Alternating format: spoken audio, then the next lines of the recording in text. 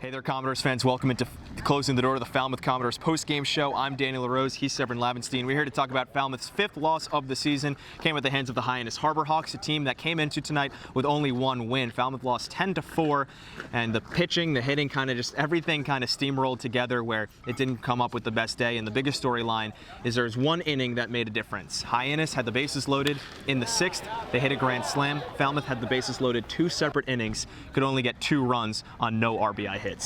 Yeah, Danny, it's always tough, especially when you lose to a team that's struggling a little bit like Hyannis was. Here's my spin on things. I actually didn't think the pitching for Falmouth was too bad, and I think that third through that fifth inning was really good. They had a tough sixth, certainly, and then that second inning as well. A couple runs there for Hyannis in that inning also. But I think overall, you can look at the positives. Some good, solid innings of pitching from the Falmouth Commodores. Thomas Gerard was the key cog in those solid innings. He threw an inning and a third, did not allow a run, racked up a couple of strikeouts. He was brilliant. Another guy who's a new arrival to the Doors, who had himself quite a day, went 1 for 5, but the one was a long one. It was pretty good. It went pretty far. That was Smith at the plate. Yeah, right over that left field fence. Pretty nice. And it complimented Hayden Cantrell, who's been hitting lights out as usual. So it's very nice. He gave Troy Clonch a little bit of a break behind the plate as well. So some good things for the Doors offensively. Like you mentioned, just couldn't get it going at the right time. Had the bases loaded a couple times, like you mentioned, Danny. So, those runs will score. I think it's just an off night for the Doors, and they'll bounce back. So Katie Florio is standing by with our newcomer, who went 1 for 5 with the long home run. Katie. Thanks, guys. And Taylor, tough loss tonight, but your first game with Falmouth already have a home run. Take us through that at bat. First at bat was not very good at bat. Kind of nervous coming onto a new team, but kind of expected what he was going to throw me the next AB and sat on it. And he threw me the exact same pitch and hit it pretty well. You guys did have plenty of opportunities tonight, left 11 on base, bases loaded multiple times. From here, how do you capitalize on that and just get these runners in moving forward? It's just day by day. Some days we're not going to be there, some days we are. And batting practice, I mean, you got to work on it up the middle and trying to get runners in. So just got to work on it every day.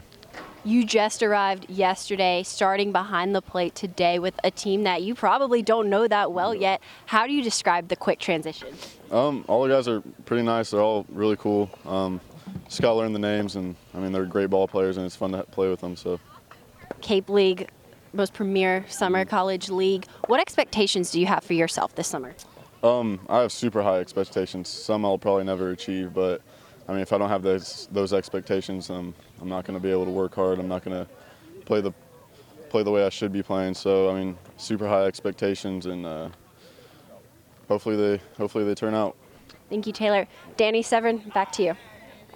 Thank you, Katie and Taylor. So looking ahead, tomorrow, another off day. We got Fenway Day. Be sure to check out YouTube, social media, because that's going to be a fun day. That's something that everybody looks forward to, interns, players alike. They got the workout coming up at the storied Fenway Park in Boston. Then after that, another ball game, this time on the road at YD, a team we've seen before. Falmouth split that doubleheader with them 1-1. Pretty evenly matched ball game. Yeah, I think it'll be nice, too, for Falmouth to get back in a little bit of a groove. Those off days, the rain delays, the rain outs. Believe me, we don't need to go over it anymore, but I think that's going to, once they get into a groove, you're going to start seeing more of the real consistent team that we knew for sort of that first week, I think. And obviously Fenway Day, like you mentioned, I mean, what's left to say? Fenway, it's such a storied park, going to be exciting for interns and players alike, so can't wait. So next game coming up Friday night, 5 p.m. out in Yarmouth Dennis against the Red Sox. But for now, final score from the Gov is 10-4 in favor of the Harbor Hawks. For Katie Florio, for Sevrin Lavenstein, I'm Daniel LaRose saying so long. We'll see you in a couple days.